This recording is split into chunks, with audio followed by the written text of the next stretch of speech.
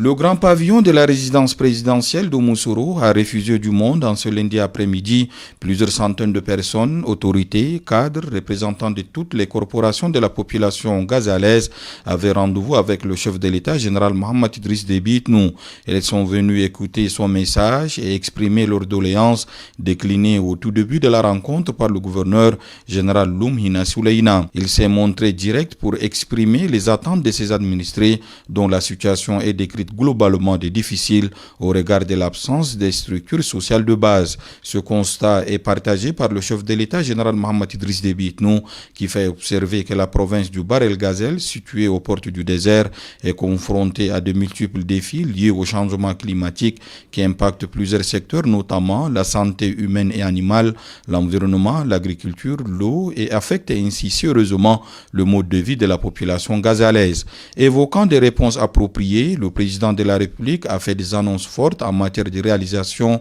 d'infrastructures socio-sanitaires de base, lesquelles ont été accueillies avec ferveur. Le bitumage de la route Chadra-Moussoro et la réalisation de 10 km de voiries urbaines dans la ville de Moussoro seront bientôt une réalité car, informe-t-il, les marchés sont déjà approuvés et toutes les dispositions sont prises pour le démarrage effectif des travaux dans un délai raisonnable. Les choses sont plus avancées pour ce qui est de la construction de l'hôpital provincial dont les travaux sont lancés ce jour au même titre que les ouvrages d'approvisionnement en eau dont le plus emblématique est le grand château en béton armé d'un volume de 1000 m3 doté d'un réseau de distribution d'eau long de 20 km, de 29 nouvelles bornes fontaines. 12 autres bornes existantes seront réhabilitées. La même célérité sera accordée au projet d'infrastructure sociale et administrative en arrêt faute de paiement dont le redémarrage sera effectif après un audit. L'équipement des 5 centres de santé déjà construits, la fourniture de frigos solaires à 78 centres sanitaires,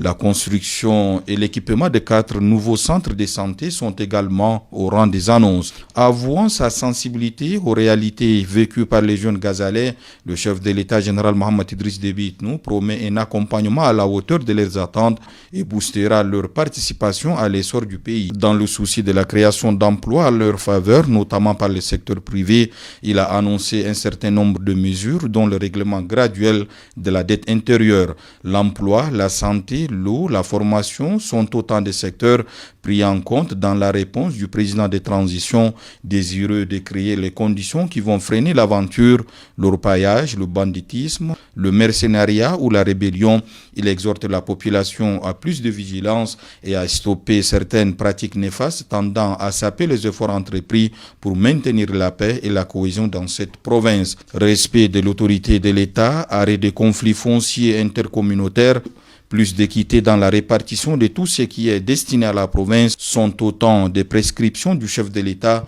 dont le souhait le plus ardent est de voir perdurer l'unité retrouvée et la paix dans la province.